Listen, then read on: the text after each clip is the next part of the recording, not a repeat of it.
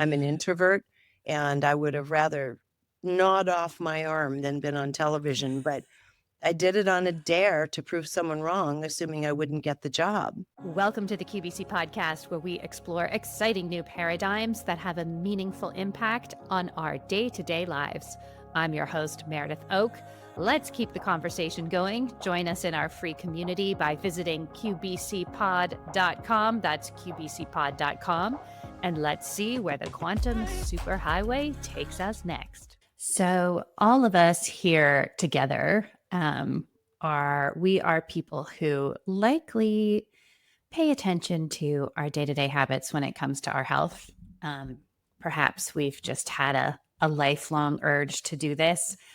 Some of us take it more seriously because we've had health challenges that kind of forced us to realize, hey, taking care of our biology really matters just as much as taking care of anything else in our lives, and really learning the deep, deep ways to do that.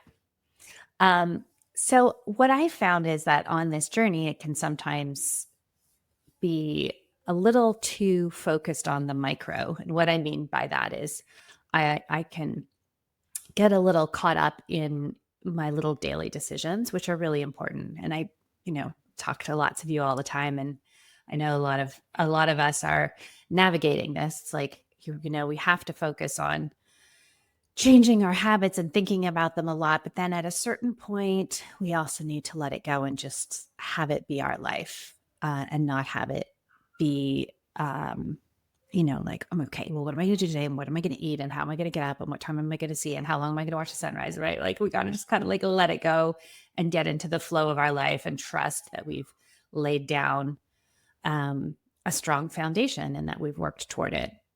So as important as the micro is, it's also important to then move up a level and look at the macro, like what is going on in the larger picture, in the bigger world, and are we fitting into that, and how is it affecting our lives? And then I think there's even like another level we can go, which is up to the cosmic, right? We got micro, macro, cosmic. I like frameworks. If this framework doesn't work for you, that's fine. But I like to have ways to think about things, because what I have found in my experience is if I stay in any one of those three places, to the detriment of, the other two, whichever one I'm like super focused on, I tend to get out of balance. So I have spent a lot of time on this podcast focused on the micro and understanding the science and the reasons behind the choices that we want to make, especially when it comes to light. But today I'm talking to somebody who is living a life that I think really moves through all three of those layers and is a beautiful example of how to do that. Her name is Regina Meredith. She is the host of a show called Open Minds on the Gaia Network, and she is the author of a couple of books, most recently, The Future Human. And Regina Meredith, I've been, following her work for a long time, and she has always stood out to me as somebody who lives her life by following her intuition. And as you will hear in her story, that sometimes those decisions are micro and sometimes they go all the way up, and she is fully plugged into the cosmic. This is a woman who will share the feedback that she gets from her non-physical guides just as freely as she will share the feedback that she got from her human mentors along the way. So I've been wanting to interview Regina for a long time, and I just was waiting until the moment felt right, and the moment feels right, because I think that we are collectively reaching a point where it's time to make sure that we are kind of plugged in all the ways that we can be, and that we have stories that show and reflect back to us how to do that. And Regina's is definitely one of those stories. She is delightful and started out in the the world of mainstream media, and ended up creating her own a version of it, and doing media the way that she wanted to do. So I say a lot, your voice matters. And Regina is someone who trusted that about herself from a very young age, and probably for her whole life, and is here to tell us the story of how that unfolded for her and how it continues to unfold. So please enjoy. This is really super delightful. And I feel that in telling her story, Regina gives us a really great blueprint, but also towards the end gives us some very, very practical advice on how to navigate the current timeline. For all of us who chose to incarnate at this moment, it's a wild ride, and we need all of the perspective and guidance that we can get. So it's very grateful to Regina for sharing that with us as well. Okay, enjoy. If you are looking to make some micro decisions in your life regarding optimizing your circadian rhythms, do visit my friends at bondcharge.com and put QBC in the discount box at checkout. If you have not tried wearing a patch, I also recommend trying that. I do see them as a multidimensional healing technology for a multidimensional era. All right, enjoy. I am Meredith Oak. Enjoy my interview with Regina Meredith. Regina Meredith, welcome to the QVC podcast. Thank you so much, Meredith. It's so funny to say Meredith. I know it is. It is. No, I'm delighted to have you here. I was chatting with my teenage daughter, and I said, Regina Meredith is going to do an interview. Do you know who that is? And she said, Mom, of course I do. She was on TV my entire childhood. True. Yeah, that's true. I did have her show on. I did have her show on a lot. Yes. Oh, that's sweet. It's really sweet. So, of course I know, Mom.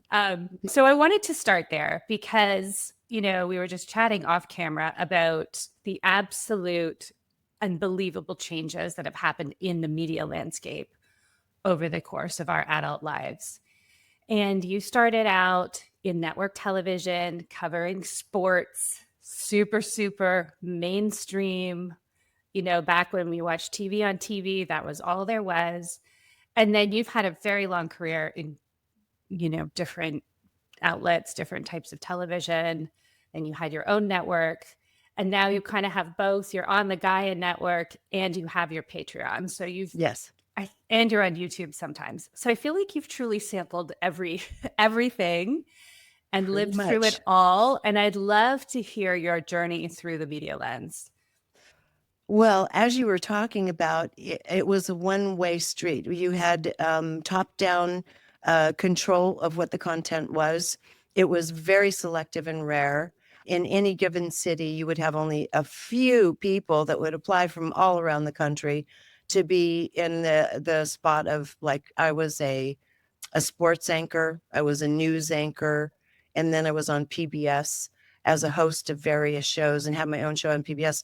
And it was an incredibly rarefied atmosphere to be able to get onto television when you think about it. So the media consisted of whoever had a radio show and those few nightly anchors from those very few networks that you had that came through your television set. That was it. That was media. So I personally feel very fortunate that I was able to make it onto television at all. It was through a total fluke. I did not want to be on television. That was not my interest. I'm an introvert, and I would have rather gnawed off my arm than been on television. But I did it on a dare to prove someone wrong, assuming I wouldn't get the job. Oh my goodness. There you are. Here I am, like many decades later. So anyway, so I was there when the networks were everything, massive amounts of money. We were treated like royalty, first class, everything. I was 26 years old when I hit the network. But I had a few years experience on local television in Sacramento, which was a large market. I think it was like 20th largest in the nation. That's a large and that's market. where I started. And that's young to hit full network. Very young, very young. I think I was 24 when I started. in sports on this fluke. I actually did not start in sports. I started as a ski reporter. The dare was to go down to the station and see if I could get a job as a ski reporter because I was a skier. I was living at Tahoe, and they would bring the weatherman on to talk about the ski conditions. And of course, he was just calling Squaw Valley, hey, how are the ski oh, great. So people are coming up from the Bay Area and wasting all their money on terrible ski conditions. So I was goaded into going and asking them if I could be their ski reporter so I could tell the truth. So it was about telling truth even then. Wow. Yeah. Truth seeker from the start, starting with the weather. I love it. Yes. Okay. And so they said, yes, okay, let's try it. They had an experimental show. And then they said, why don't we look at you for sports? Because that was a new thing emerging, was women in sports. There was one other one at the time. So I was the second woman in sports. Arguably, someone said there was another one somewhere in the US that was just starting about the same time as me. So it could have been three of us, but this was brand new. And it was had very high resistance from both men and women. To have a woman covering professional sports, Yeah, that yeah. was just not done. Yeah, and there was a lot of chiding and all of that early on in the career. Massive amounts of sexism. That was just part of the game. And then I went to the network where there was even more of that. I was just paid more for a little while. I wouldn't go along with the game. I was problematic. I was always shooting my mouth off. They'd say, we want you to do this show in New York City where I was supposed to pretend to slide out on some flagpole or something. And I said, no. And at that time, Bryant Gumbel had arrived. We both were there. We were co-anchoring together. And he said, yes. And it was so really clear who was going to continue with that game. And I refused to do certain stories because I philosophically didn't agree with the subject. And 20 network producer's nightmare. Oh, I was their nightmare. I mean, I'd come from Lake Tahoe into New York City with my Tony Lama boots and a pea coat on and just long straight hair. And then I'd be, next thing I knew, in a meeting around the big mahogany table with all the top brass and producers at NBC. And it was a lot of people resented it. It's like, what is she doing here? Yeah. So how'd she get in? Exactly. It was interesting.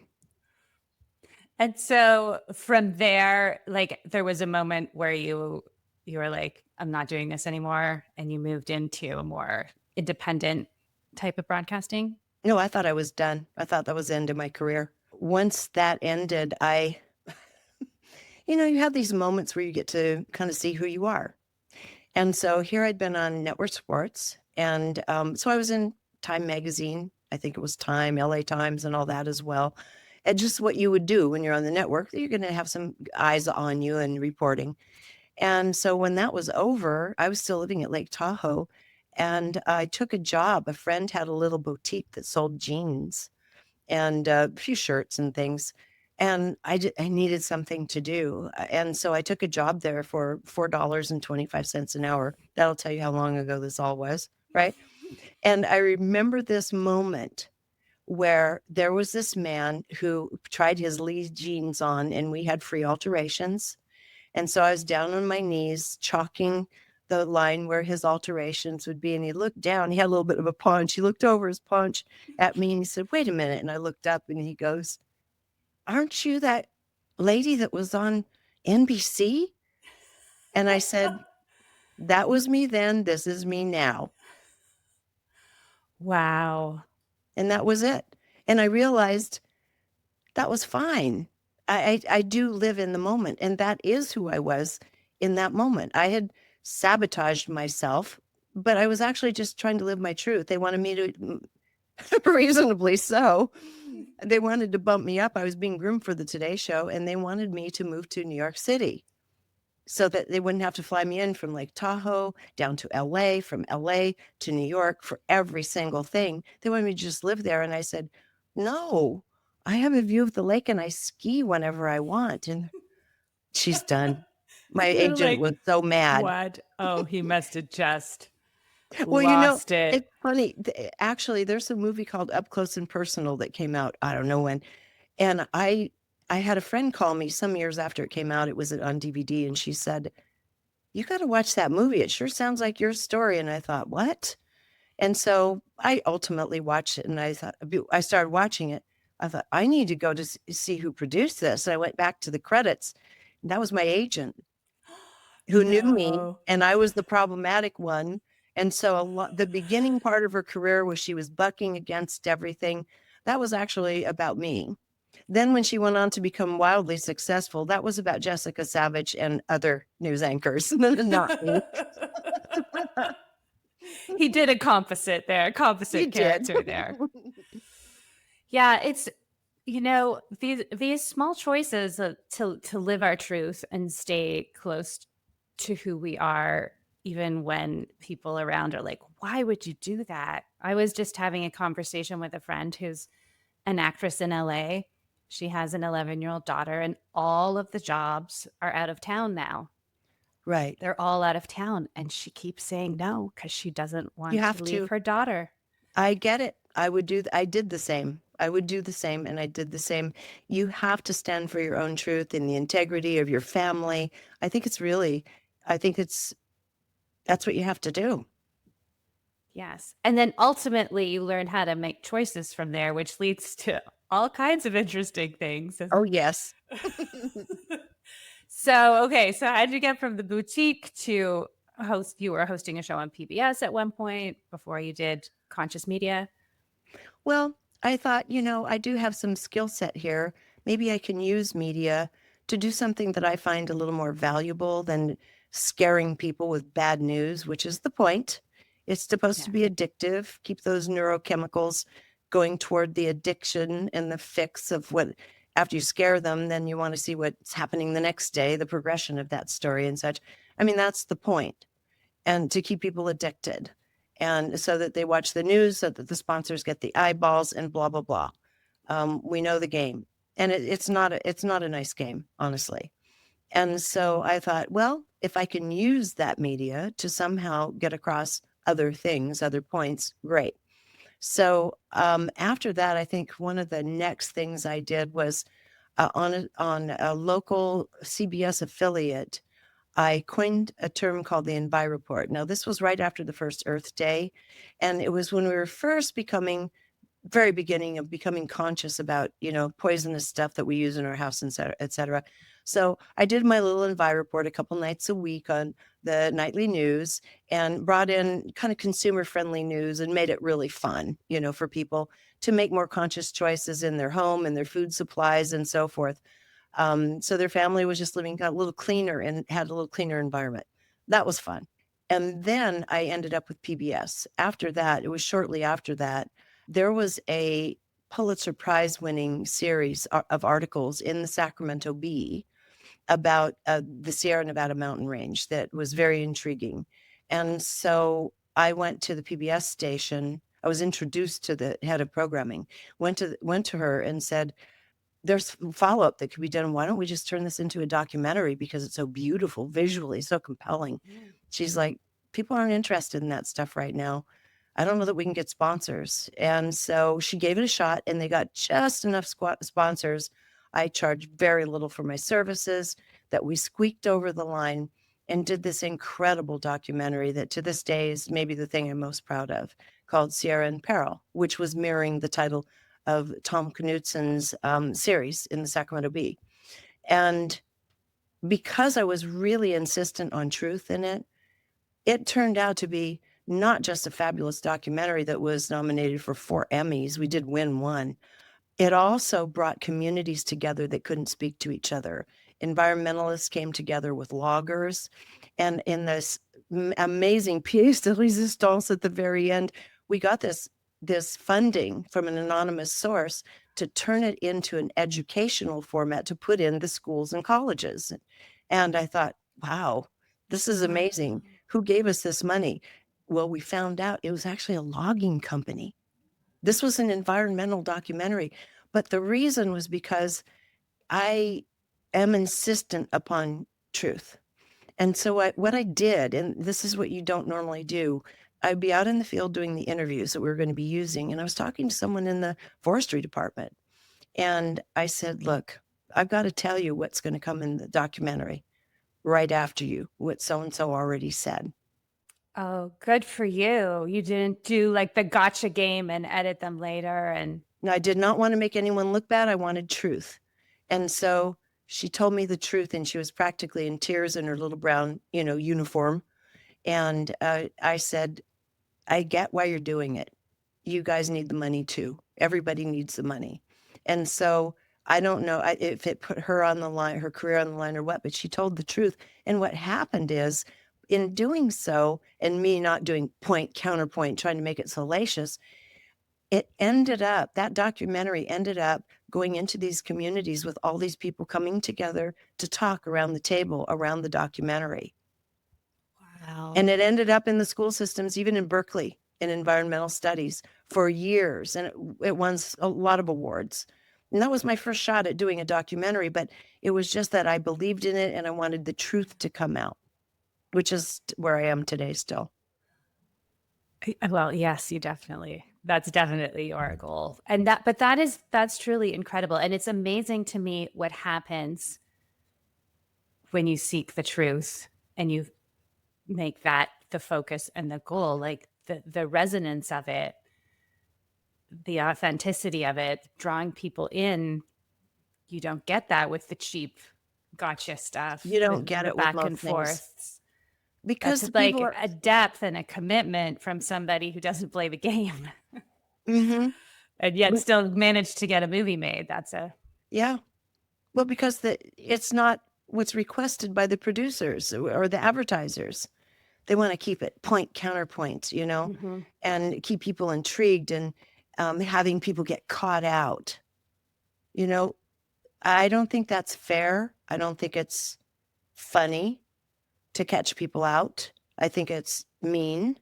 I think it's better if you give them an option to tell the truth. And then if they want to make a fool of themselves, let them, but give them a chance to tell the truth in a format so they know what they've just stepped into. Yes, I think so. And I find like there's so much of that, like the hidden cameras and the going undercover and the gotcha. And like, even if it's a cause that I believe in, I just feel uncomfortable and I can't watch somebody being set up like that. I can't either. I can't do It, it. it it's cheap. It's cheap Yeah. and it's low consciousness. That's not Right. what we're here to do. Right. Even in the name of good, it's still cheap and it's lower consciousness. Exactly. So that brings us then to conscious media, I should say. Yeah. Okay. So you're part of the journey. Okay. So I was with PBS by this time and had a completely different show on, Regina's Vegetarian Table. So I was talking about making recipes that really, focused on vegetables and grains and so forth. And it was fun. I had different experts come on. I even had a wine expert pairing fine wines with the meals at the end. So I wanted it to be fun for everybody, because a lot of people, a lot of mothers in particular, were writing to PBS, and they were talking about, and I had a cooking column. And they said, yeah, my child will not eat meat anymore, and I don't know what to do. Or my husband has high blood pressure and has to cut down on meat. I don't know what to do. Or I guess high cholesterol. And so these kinds of things would come in. And then every now and then I get this amazing, because this is national, actually it aired throughout the United States, Australia, and Canada. And this one woman wrote from Appalachia. She said, I didn't really know anything about good food, and my husband got really sick. And so I started following your show and learned how to make food better. And her husband started recovering, and she was so grateful. And I thought, I reached someone in Appalachia, that didn't know Yeah. what to do. And so whenever I can reach someone that needs the information, I feel like I feel in heaven. That's what it's all about. So that it went well. But there was a time after 6 seasons, I thought, I really want to start talking about the things that I'm studying underneath it, because I'd been into metaphysics, studying it, working with my own soul group, all of that for decades prior to that. And I wanted to start doing something in the media with it, even though it was very, very dicey. It wasn't really being done at the time, other than one special feature I did on the news. I did a sweeps week feature on psychic phenomena on the news back in my news anchor days, which was very rare, but it was good. It was fun. That was my first foray into doing that. And that was in the mid 80s. So here we are now in the early 2000s. And I'm thinking. So I went to PBS, who already had my show, the Regina's Vegetarian Table Show, and they had already aired Sierra in Peril and another documentary I did. So they knew me well, and they knew I had a good reputation with the stations. And I said, do you know what I'd like to do? I'd like to do a show called UFOs Hard Evidence. Okay. So they said, is there proof? Is this a good lineup of experts you have? And I said, well, the best in the field. I have access to the best in the field. So, we don't have to answer the question completely, but we can certainly point to where all of the hard evidence does exist. So basically I got a green light to pursue it. And with PBS, it's a little different. You have to raise your own money for these shows. They don't do it for you unless they pay for Masterpiece Theater, but you have to do your own. You have to have a team or a station that will do the fundraising for you. I had a really good, wonderful man named Bill Ruha who was capable of that and did it for my other shows. Let's do it. That's about the time I met Scott Meredith, which is how I ended up with the name Meredith. He had just come off of taking a company public that did video streaming, which was almost unheard of. And at the time, that's early. He was early on that. 2001-ish. Yeah. And so, and I had the background in metaphysics, and I knew a lot of the players across, not just UFOs, but I knew a lot of the players already. I had met them here and there. And so he said, look, why don't we combine our skills and start something entirely new?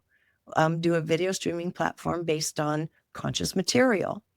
I said, okay, I'm in. If you're in, you have to, your house becomes your ATM machine, taking out seconds on it and that sort of thing, which is what we did.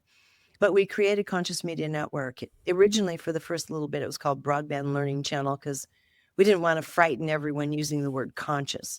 Then we thought, oh, heck with it. Let's not disguise ourselves and let's just go with it. And that's when we became Conscious Media Network. That was 2004. So at that time, I was interviewing a lot of the people that you see out today. They just weren't as well known at the time. Bruce Lipton, he did his first interview with me, actually. Really? Yeah, wow. yeah. Greg Braden, he was already fairly well known, and other people. Yeah. And conspiracy, I went down every road. I knew David Icke back, that was 2005, brought him on. It was one of those things where you literally had to build it from the first viewer up. And I remember how excited we were when Scott saw that one person had viewed one of our videos. It's like, oh my God, how'd they find us? There were no algorithms. YouTube barely existed. I think it was for home videos. It was teensy. It wasn't anything at the time. Well, after we did that, then came, not long after that, Project Camelot and Red Ice Creations and a couple other shows popped up. And then once they popped up, it started mushrooming. Everybody that could figure out how to use a platform. We were using GoDaddy. We were their largest customer at the time because we had a lot of traffic. And then ultimately, after 7 years, we sold to Gaia. Was it 7 years? Yeah. 2000. Yeah, 7, 8 years. We ended up selling to Gaia. They approached us and they wanted to start their platform of content and interviews, and they needed kind of as a basis for it. So that would get them a few hundred shows to get going. So we were kind of tired and broke and thought, well, we could use the support. So I stayed on, and through a dream and a series of incidents, I had already come up with the idea of Open Minds just prior to them calling me. So I already knew what was going to happen intuitively, and they did call and they did want to buy us. And so here I am 13 years later. This is an incredible story.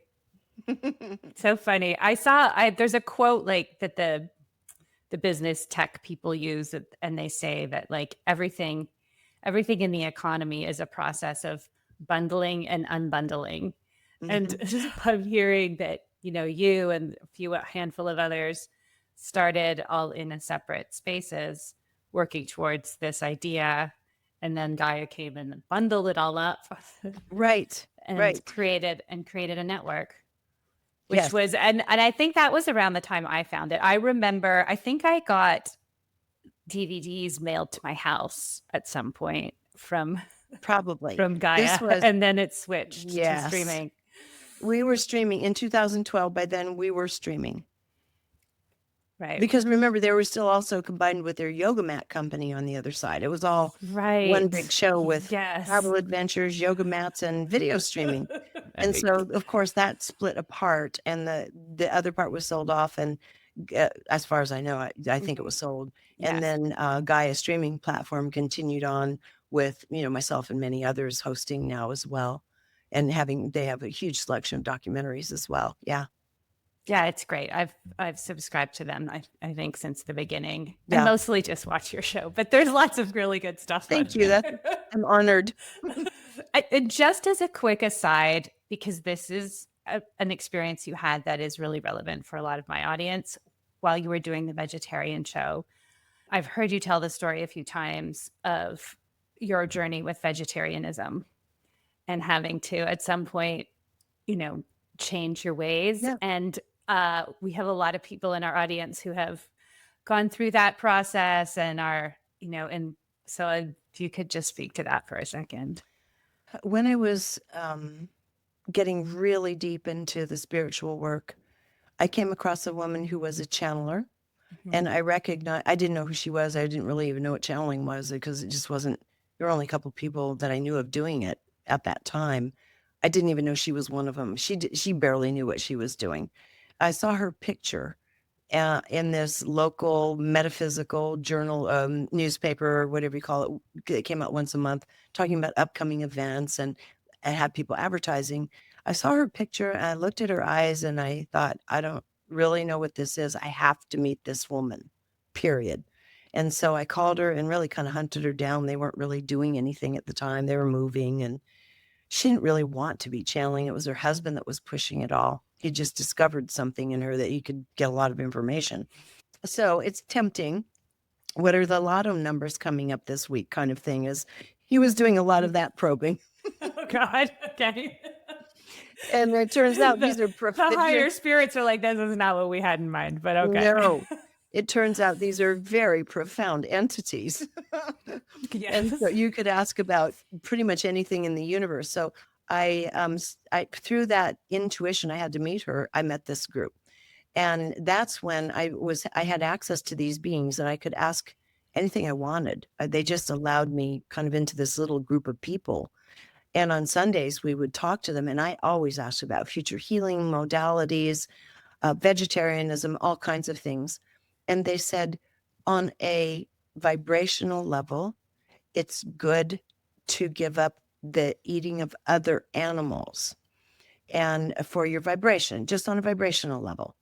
And so I gave it up that day. And the reason was because they were saying, do be aware that these others have souls as well. It may be different. They may be group souls. They may be individual, but they have their own learning and life path that they're leading. And by killing them and eating them, you're also interrupting their experience. And I thought, oh my God, of course. So I quit eating meat overnight. And there were not a lot of vegetarian options. To tell you the truth, I was a news anchor at the time. And I remember at night when it was time for a dinner break before we did the news, I didn't know what to do. And I went out to Taco Bell and got beans, a little pot of beans with cheese on it. And it was like, Yep. there were no options. And so, which is why ultimately I ended up doing that vegetarian show. I wanted to help other people find options. And I went on that way for 18, 19 years. I was lacto-ovo, so I ate cheese and eggs and all that. But it came to the point where I couldn't eat another egg and I was allergic to, and I simply was not getting a decent through legumes. And I don't do legumes well. So I was not getting enough amino acids and proteins, it turned out, and I was breaking down. My whole system was breaking down. I will not go into the details. It was pretty tough. And one day I had a dream. I'm trying to think, no, it happened in meditation. And I was shown a steak, and a glass of red wine. And I thought, oh my God, why? And then I noticed that when I would go by this big Sizzler ad, I mean, it was a billboard driving to Cottonwood from Sedona. I started salivating from way back here. And I thought, oh my God. I mean, I was really, really Like, upset and alarmed at all of this. So then I went to a doctor in Sacramento that he was highly intuitive and listening to his guides all the time, an older British gentleman. He knew that I could see and spoke to my guides as well. So he spoke frankly with me. And he said, what I'm being shown is the same thing I saw that morning, that I needed to eat beef and a glass of red wine. I don't even know what the wine was about, maybe to break down the beef. And he said, you need to do it 3 times a week for the next few weeks to start returning your health. And so I bucked it for a little while, finally did it. And honestly, not only did I not have problems digesting it or eating it, my body was craving the amino acids and that kind of protein. So I cried. I actually cried on my steak, had salty tears on it, because I felt I had failed myself and the animal kingdom. I felt very, very emotional about it. I still get a little emotional about it. But the reality was, then I spoke with my soul group and they said, do what you must to continue your life. I knew what they were saying. And they said, there's a time for everything. So I had to go back to eating animal proteins. right. And, as life goes on, that may switch back again. We have to go with the demand. Oh, they said, do what you must for the continuance of life, were their exact words. I thought, continuance of life? That sounds serious. Yes. So I went back to Yeah, that. And that was a strong but recommendation. yeah. And I think there are times where I've gone more back toward vegetarianism again, depending on, I think if we just listen to our bodies like that billboard, salivating, we do what we must to survive for the continuance of life. And we need to do that without judgment, because the species in our book, Future Human, they're very clear that this should not be judged, that every human being is going through a different phase of the physical evolution to where we're moving away ultimately from animal proteins over a period of time, 1, 2, 3 incarnations from now, that will be far less prominent on the planet. We'll be living much more on things with phytonutrients, obviously, green things and such. That is, I've seen that, and I've been shown it in where we're headed, and the Z's agree that is where we're headed, but we're not there yet. So if your body's requiring protein, don't beat yourself up, or someone else's, don't judge them. Do what we must for the continuance of life. Yes. Yes. And I'd also seen now there's a real resurgence in regenerative farming and taking care of the animals. Yes. And even though they do need to be killed at some point, doing it in a way where they feel honored while they're alive. That's more humane. And my beings did tell me there is an agreement between these kingdoms. It's not as though they're not aware on a higher consciousness level that there's an agreement that their life will ultimately be taken for others. And I thought that was kind of interesting. You said many of these animal kingdoms and human kingdoms have agreements that you're not aware of. And they're not aware of consciously, perhaps because they don't see life as we do. But en masse, there are agreements to keep things moving forward. So, yeah. Well, thank you. Thank you for sharing that. We have a lot of protein eaters, but also people who are very committed to a conscious life. So I really appreciate your perspective on that. And thanks for sharing your journey through it. I just want to go back to the media. As you mentioned, one of your first interviews was Greg Braden. Something funny happened a few weeks ago. There's just, we'll get into this as well, so many now options compared to what it was when we started, where it was like just TV. And now you have like unlimited podcasts, unlimited YouTube channels. And so every once in a while, I like to check in and see what Joe Rogan's doing, because he's just got such a massive audience and he goes off on all kinds of tangents. Oh, and he did Greg Braden. Is that where you're going? And so I had this thought. I'm like, just check what he's doing today. I'm like, okay. So I opened it up and there's Greg Braden on Joe Rogan. And I thought, oh my goodness. I did the same Have we thing when come full circle? I did the same thing and I watched it and I thought, Greg, you couldn't have done a more beautiful, articulate job for Joe's bro audience. He gave them the facts. He laid it out so beautifully. I was so proud of him, you know? Yes. Not that I right to be proud of him. I was so impressed. I was so Yeah. happy that he showed up. And Joe actually was quiet and let him speak because what he was sharing was important. And Joe got, don't interrupt this guy. This isn't time for bro chat and smoking weed. This is time to really drill down and listen to some science and intelligence. So anyway, I couldn't applaud Greg more. Yes, no, I was just so excited because I often peek in there. I'm like, eh. And then every once in a while he has Yes. someone on. I'm like, what? And it's often a beautiful conversation. Yes. Yes. With, I think Joe has a very refined part of himself. Mhm. And he would maybe even like to go there more, but you have to take your audience along slowly. He has to introduce his audience to these concepts if they're not aware of them and bring them slowly. You don't just switch gears like that. You lose your audience and, he doesn't want to do that. So and Greg was great at bridging it and talking about science and keeping it almost mainstream. Yeah, no, and it was incredible for me and such just one of those moments where I thought how much the media landscape has changed. That Yes. one of the most downloaded shows in the country has Greg Braden on there, and not just that, but all of the options that are available. And I'm just curious how you see that unfolding, and to follow on what you were saying about bringing your audience with you. So, for example, I learned a lot about some of the more conspiracy theory stuff from your show, but because I learned it through your portal, Right. I stayed grounded. I Yes. remember you had on, I forget his name, that lawyer with the hair who knows everything. Oh, He Danny was, Sheehan. yes. Yeah. And he came on and he just talked. I don't think he stopped talking for 40 minutes straight with all of these things that happened, and Makes it easy for me. MK Ultra and MK and all of this. And I even got my husband to watch that one, and it ended and he stopped talking. And I just felt like I didn't know any of that. And I started to feel myself spinning out and feeling betrayed and outraged. And then it went back to you and you said, "Thank you, Danny. Thank you for giving us a picture of a world that we have evolved away from." You were so calm, or something like that. It was something like that. And you were so calm. And I was sitting there on my couch like, oh, okay. We can look at this and not get swept away with the fear and the pain.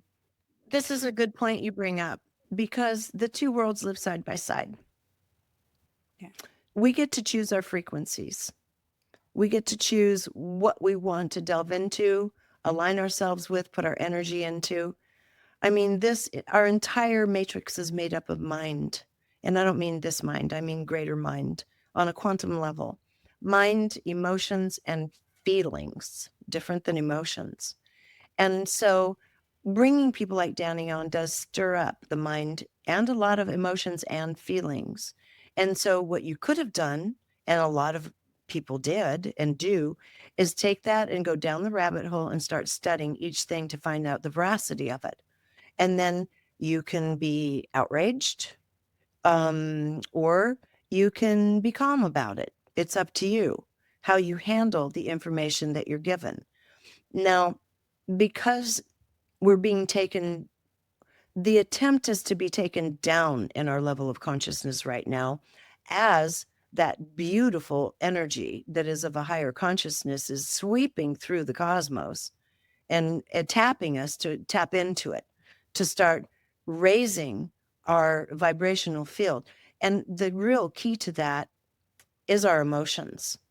So, of course, you're going to keep the humanity tapped into these ridiculous thumbnails and salacious headlines on everything, right? So everybody can get their share of eyeballs. But what's the point? Everybody's doing it. It's not unique. So It's just kind of like, which scary face and salacious headline do you want to watch today? Only to find out there's almost nothing to that story. That's the point. There's almost nothing to these stories most of the time. So I don't do it. I won't watch them. So I'm very selective of who I watch. And if you're going to have a face that's distorted in terror as your thumbnail and a matching headline, I'm not going to go there because that is a manipulation. And I'm talking about some of the sweetest, most wonderful people in our world. They're all doing it because they would say, well, you got to do it or you're not going to get the headlines. You know, you're not going to get the viewers, the eyeballs, and you're not going to get the money to support it. I get it. This is a thing across the board, even with the larger platforms now, having to debate how do we engage in a world that's being taken down into abject fear and addiction to headlines. Now, this is no good. And I'm definitely I'm fighting back against it internally, externally, every way I can. I'm not doing it because we're being invited into this incredible sweeping consciousness that is here. It's here. It's been here for a while, and it's the new consciousness, which is inviting us into much higher, more integrated aspects of living with one another and self, where we're creating resonance and coherence. Now, if you take those feelings and concepts of what it's like to really live in a sense of resonance and coherence, and then you look at what's out there, you turn your computer on or look at your cell phone, it's not that. So we're in complete divergence. What we're doing habitually on our technology and phones and such is exactly the opposite of what this energy is inviting us to do. So for me, I think it's critically important to start developing extreme discernment. So, and that means if young people who are great little podcasters are playing the game to get numbers, and once you get on, you know they're going to be sweet and there's going to be sweet conversation. Well, okay, use your discernment. That scary thumbnail and that stupid headline don't really mean much. Look beyond it to the person and what they're trying to do in the world. I do recommend that because otherwise you'd knock out a few good people out there that are unfortunately buying into this same concept. So that's part of the discernment. Get to know who is creating resonance, connection, and coherence. If it's something that's telling you, oh no, they're coming to get us. We don't have long. There's going to be a 3-day blackout. All of this, no, it doesn't ever happen. The one thing about following conspiracy theory for about 30 years now is that all this stuff they scream about, at least the public stuff that we would be exposed to and notice, never happens. So why get wound up around it? We have so much deeper work we need to do in terms of just learning to talk to one another again. You know, the work of Jefferson Fisher, to me, is absolutely beautiful. I'd love to have him on my show. I don't know that I'll be allowed to because he's not salacious enough. And he's actually a master communicator, teaching people on his videos and such how to overcome very difficult conversations. What do you do when you're dealing with someone who's manipulating you? How do you go back in resonance? Because everything is about going into resonance. And our communication has almost completely broken down societally. We know this. All of us have had friends we can't talk to anymore, family members we can't talk to. You know, they're going to rant on about something that it's like, okay. So we try to minimize our contact. Well, that can only work so long. We're in a bifurcated, divided world. We need to start inviting each other back into our lives, and that requires some skill. How do we overcome these deep belief divisions that algorithms have intentionally spun us into? Every time you open your computer or phone, you're going to be manipulated. Yeah. So working with that with discernment, like I said, know your people, know your wonderful people like you who are intending to have coherence and intending to bring connection together by the end of their talks and videos. Go for it, even if it's ugly on the outside, the thumbnail. But by and large, I avoid all of that stuff now. And so how do you survive in this very competitive media world where my little podcast that I put out there with my commentaries about all this sort of thing, I don't get that many views, because we don't do super aggressive marketing. I will not do those scary thumbnails. I'm actually trying to offer messages that I think empower people to start taking their own power back and creating coherence within themselves and the people around them. Everything I do in my commentaries is ordered toward that. But they don't get a lot of views because I'm not playing the game, and I refuse to play the game. I won't do it. And sooner or later, what's going to happen is what always happens. It's going to go the other way because people will say, I can't take this anymore. It's so fraudulent. I don't trust anyone anymore. And then they'll start looking for quieter, more directed, more coherent themes. But we're not there yet. We have not turned that edge because, according to the Z's in our book, The Future Human, we have until 2033, roughly, of a fair amount of chaos as people have to wake up and figure out where they are, what they align with, and also where systems begin breaking down, all systems begin breaking down and reestablishing themselves more grassroots, more organically. And we have to make decisions and roll our sleeves up and be part of the recreation of what's going to happen on the other side of systems breaking down. And a lot of people are already doing that with sustainable, like you say, doing sustainable farming and so forth. This is part of the revolution. It's beautiful. There are examples of it in schools that are popping up, the way people are seeing their children and educating them in new ways, but it's tiny, still tiny right now. The big systems have to break down because they don't work for those kids anymore, for example. The kids have been on media so long, their brain is wired towards speed. To have them sit and look at a chalkboard, do this, they're like, oh, they're asleep. When can I get out of here and get back on my device? Doesn't work anymore. And we have to own it. We have to say the game's over. The old school's over. And so you have a lot of boomers and people, I'm a boomer, trying to hang on to that stuff. No, we've got to look at what's actually happening with brain development now and the new types of entities coming in. There are new types of entities. There are people like my grandfather or great grandfather are probably reincarnating about now who are coming into a whole new field with all kinds of new potential of how fast they can learn, what they can learn. We're going to be coming, when we take our little break after this incarnation, we won't even recognize the world that we're coming back into because of the amount of technological development and knowledge that will be seeded by then. And we get to choose. Do we want to live a technological life? Do we want to live a life that's more organic? And I'm more anthro that way. But the thing is, it's, I think, ultimately going to merge to something much better. And according to the Z's, that is the case. Right now, though, we have more direct choices to make about our interface with technology and AI, for example, where we really have to decide what side we're on. I mean, it is kind of sides right now.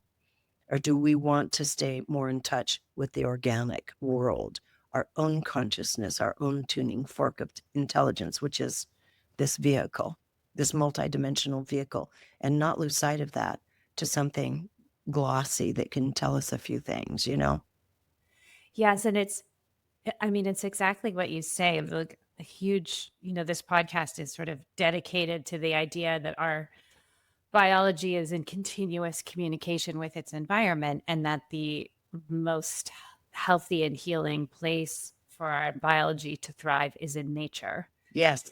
And that we are a part of nature, and so much of our chronic illness has been a result of being cut off Agreed. from the frequencies of the sun, the frequencies of the earth, frequencies of real food and real water.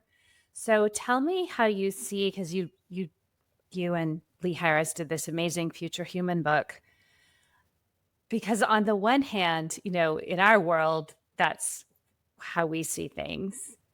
But then there is this other completely tech-driven world with all transhumanism and, chips in people's heads. And I go to Whole Foods and it's like, do you want to pay with your palm?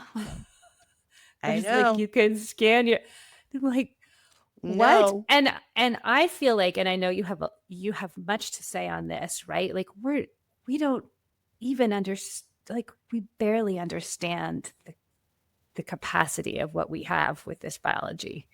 that we're in. Like, We don't understand it at all, and we're ready to hand it off to the robots before we've even explored what it really is. Well, that's our opportunity now. We get to choose. The consciousness that is now surrounding us and permeating everything, and every conscience, every sentient being throughout our entire galaxy. It's not just specific to human beings. This new consciousness is here. It's in our solar system. Other life on other planets are having to contend with the invitation to bump it up. And that is to bump it up. Well, the one thing that they talk about repeatedly, the Z's do, and many, many other people now on their podcasts are talking about it, coming from other sources as well, is that the next evolution of human being is to use the multidimensional intelligence of the heart. That's what will be our guiding fuse, if our guiding force in the future. And that's what will make us unique and discernible from any other type of intelligence, including AI. And so that's not just the future. Yes, the book's called Future Human, and they said in the future, that is how the human species is going to operate. I say, let's do it now. So I often invite people to do this simple, tiny little exercise. You can go into much deeper ones, but this is teensy, so easy. And I mean, there are caveats to all of this, of course, we could talk about for hours, but in general, you're annoyed about something. You've had something happen that just is ticking you off, and you're maybe going into some judgment, maybe you're going into some resentment, is to take that feeling, that experience, and almost put it in a little thought bubble. And you have it, you own it, it's yours, and now you just take a couple of breaths, take that situation, and anyone can do this when we're done here, it just takes a couple of minutes. Just take a couple of breaths, that same situation you've dealt with, same experience, drop it down into the heart and let it sit there for a few breaths. And when you do that, you find something different happens. That agitation you're experiencing in the conscious mind and the emotional body starts calming down. You become more coherent. Your response is more coherent. It's less judgmental, maybe even kind and accepting of what happened, because you understand what's underneath it. Maybe that person's going through something that irritated you. You drop it down there and you find that your heart's responding very differently. And it comes out with maybe a simple, clean response, because the heart is not fettered by the subconscious mind. This is a larger conversation. We have to go into the architecture of how our larger mind works, how the pieces work together. But the higher mind, our higher mind, is in companionship with the heart. So it's receiving cleaner information, not filtered through all of the baggage of the subconscious. We need the subconscious. I'm not kicking it. We need it. It's part of us. But when you're doing this experiment, it's just going down to the purest part of our evaluation systems, our intelligence, the heart. So if you try it, you'll see you get a different response. We're going to be living like that in the future. The point is, we could be living like that now. It's a choice to start. It's a choice. Yes. And it does feel that, yeah, there is a bifurcation. And I'll be, I was at a little tea, a little parenting tea, because we decided to attend church service in our town and sing the hymns and feel the vibration of the organ. And everyone is so kind and loving. And yet it so often comes back, especially when I talk to women, that they have a fear, right? And it's like they have these beautiful lives and they're like, oh, but I'm so afraid for my children. I have to teach them to resist and change everything. And I can't, I haven't moved forward with that idea that I had, because it's just such a terrible time in the world. And it's like this, I think of like Barbara Hand Clow's dimensional model with that fourth dimensional cover. And it's like opaque for some people, and keeping them locked in there. And there's just so much available. Anyway, it just kind of breaks my heart. And I feel like here we are in the same room, in the same town, at the same church, and having a totally different experience of the world. Totally different. Exactly. And Yes. And if people understood, it all comes down to mind, emotions, and feelings. Your whole reality comes down to that. So recently, I had to do some background checks on the E1 Atlas comet. It was the big thing, Mm-hmm. everybody's talking about it. Yes. Yes. My feed is all A at one eye atlas. Well, I talked to a lot of different people on it. Bashar, talked about it, and Barbara Handclough, and astrologers, and various people. And so I kind of got the general take on it. And one of the people that Sarah Breskman had regressed was talking about, and there was an interesting regression because it sounded almost like their voice changed almost to an ET, but it said this is all about coherence and resonance and vibration. And whatever your vibration is at is exactly how you're going to perceive that. And what I had gotten, it was what Bashar said, very unusual comet, created in a very different way and with thought intentionally. And so here the conspiracy community and the military remote viewing community is saying, oh, it has alien probes on it. They're probing humanity, and it's going to make us sick when it passes. And Bashar is saying, well, it is a comet of sorts, and it does have what you would call alien probes on it, but they're probing the comet. They're trying to watch for the behavior of the comet. It's not from this particular galaxy, and they're just watching its behavior. It's totally benign to humans. And I related to that much more strongly, shall we say, and was shown a very similar thing. But it gives us a chance, like he said, like my guides told me as well, it gives humanity a chance to say, oh, wow, there's other life out there. I wonder what they are. I wonder what they're doing on a maybe a little wider scale than it's been done up until this minute. It just gives more people something visual to engage with. But the way we engage with it and perceive it is down to the level of our own frequency. So the guys in the military are here to be suspicious and protect. So of course they think it's going to harm us. That's how they're trained to think. Even though the remote viewing was accurate, they did see there were probes on it that were alien in nature. They misperceived, in my opinion, Bashar and I are in the same camp, what the probes were about, however. Not scary. That was their layer of interpretation. Exactly. And that's what this one regressee of Sarah's was saying is people will see what they want to see in it. And my guide said, but it just brings attention to the fact that there's something more than just us going on, and people can project on it. And at the same time, we have this amazing astrology going on that's talking about emotions and water. And even Michio Kaku, when he's talking about this, the E1 Atlas is saying, yeah, it's sending out what seems to be non-organic signals. It seems to be consciousness driven. And this is alarming to the scientists. They're using all these terms like alarming. And I'm thinking, why aren't they using terms like, wow, this is awesome and amazing. Let's check it out. What is amazing to the No, scientists. it's alarming that it would be sending these signals that appear to be non-organic in nature. And so just the way everyone perceives all of this, everything is down to our mind, our mental, emotional perceptions, and our feelings around it, because the feelings start creating reality. We are, as you know, on a quantum level, there's nothing to us or anything that we see. It's just very, very tiny little particles way separated from each other that create an illusion of physical reality. That sounds woo, it's not. That is our makeup. And everything in between those particles is mind, emotions. Everything in between it is what calculates whether you're going to have a healthy existence or unhealthy existence. That's all down to how you think and feel. You're programming all that space between these particles that create cells. So this has to do with our physical experience. It has to do with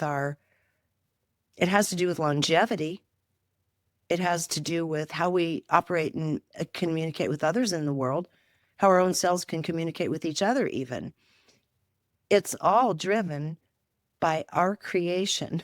It's so awesome when you think about what we are and how we're showing up in the world is everything we've It has ancestral stuff in it, but we chose that incarnation into that bloodline. We chose that.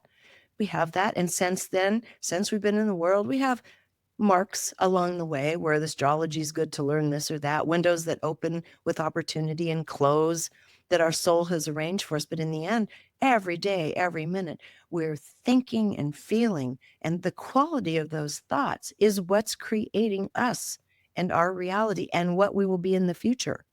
So to me, right now, by being manipulated with all these stupid, salacious headlines and ugly thumbnails, that is feeding the wrong part of our being. We do not want to attach to that. We don't want our kids attaching to that. We don't want our kids attaching to scary stories. We want them to have the capability, the possibility to really create a beautiful, robust world. That we're capable of that, totally capable of that. That's what we do. Whew. It's pretty amazing what we are capable of. Yes, it is. Really And the is. Z's go on about what an amazing species we are. And my own guides have said, you have no idea how unique the human species is. It is a very beautiful species, very high potential, that is contending with the friction of all the emotions on Earth and the conflicting information that's going on. Our emotions are the key. You know, everybody talks about disclosure, right? When's disclosure going to happen? Well, it's already happened, actually, but Yeah, it's just no one's paying attention. it's already happened. But on that level, in terms of when are we, like Bashar wears a t-shirt. I mean, Daryl Anka wears a t-shirt that says 2027, everything changes. Richard Rudd said the human species changes in 2026, which was part of Ra's message for human design. And many others are talking about this big change coming up in the latter part of the 20s in the human species. Well, in order for that to, and contact, in order for that to happen, the only thing that's out of order is our emotions. Our bodies and our minds are ready for contact. We can handle that. But our emotions are so manipulated to be inflamed and judgmental and small in our thinking. And that's what we have to get away from.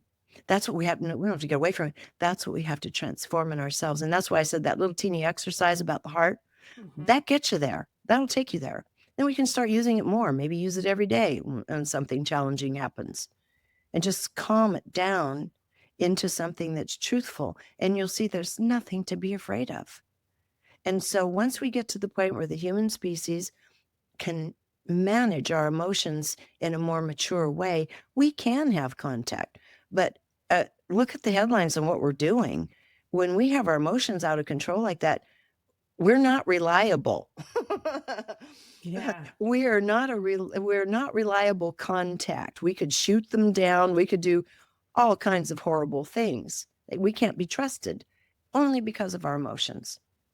And once we start thinking with our heart, those emotions will be in alignment with our being, finally. And when we do that, the Z's in the book Future Humans said, that is something that species all over the planet are watching, all over the universe are watching for, because we're an embodied physical entity like any other animal on one hand, but we have this incredible potential to live this beautiful multidimensional life of physical creation. They said that's the Holy Grail. Other planets are looking at that. Planets who have lost it want to reestablish it. Planets who are trying to figure it out and still have free will are watching us. We're being heavily observed throughout the universe for this leap that we're making. And it's no surprise that whatever interests would like to see us small so we can continue working for them aren't happy about it. They're going to pull out all the stops to see that we don't wake up. And so it's up to us to say, no, heck with you. We're waking up and we're going to start making our own decisions and taking the reformation of this world into our own hands. We have to take action. Yes. And it's amazing. You know, I love the exercise because it just starts with those small moments of dropping into our own multidimensionality. Yeah. I had that experience just a couple days ago. Sometimes interviewing all these amazing people is a bit of a curse, because you meet a friend and you see, and I feel afraid because I felt like she wasn't going to be okay with her health in terms of her choices. And I was like all tight and wanting to tell her what to do. And I guess I did some version of what you just described, but I read something, or I did something that just like shifted me to a multidimensional place. And all I could see was how amazing she was. And all I could think to tell her was, what a gift she was and what a light she was in the world. And it just, everything else melted away. And I thought, and it was a small moment for me, but what I'm hearing you say is it's these small moments compounded. That's what we're that becoming. Are causing the shift. Yes.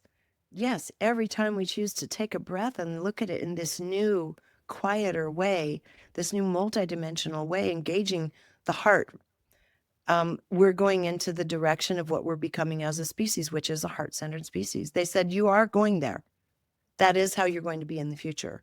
You're just becoming aware of it now. So we have to start taking these little moments to do these exercises. So it becomes everyday, comfortable and familiar for us to make decisions in this new way. And look what happened, how you saw your friend versus being nervous, like, oh my God, I need to give her advice, but she's not going to listen or whatever, Yeah, exactly. Yeah. And then we get used to living that truth. So you just shared your professional journey. Just sorry, this is who I am. This is how it is. I'm not here to call, to be the resistance. I'm not doing that. I'm not doing I'm doing this. Yeah. Don't engage. Don't engage with what doesn't work for you. Just don't engage. Yeah. And it will shift. Yes. Regina, thank you so much for being here. You're this welcome, is truly Meredith. a highlight to have a conversation so with you. Oh, it's been wonderful. I mean, when I get on a roll, I have a lot of feelings about these things. So anyway, hope I didn't run over everybody. So appreciate you. Oh no, that we're gonna love it.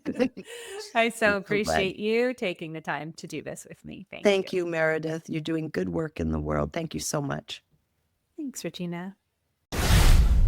This has been the Quantum Biology Collective podcast. To find a practitioner who practices from this point of view, visit our directory at quantumbiologycollective.org. If you are a practitioner, definitely take a look at the Applied Quantum Biology Certification, a 6-week study of the science of the new human health paradigm and its practical application with your patients and clients. We also love to feature graduates of the program on this very podcast. Until next time, the QBC.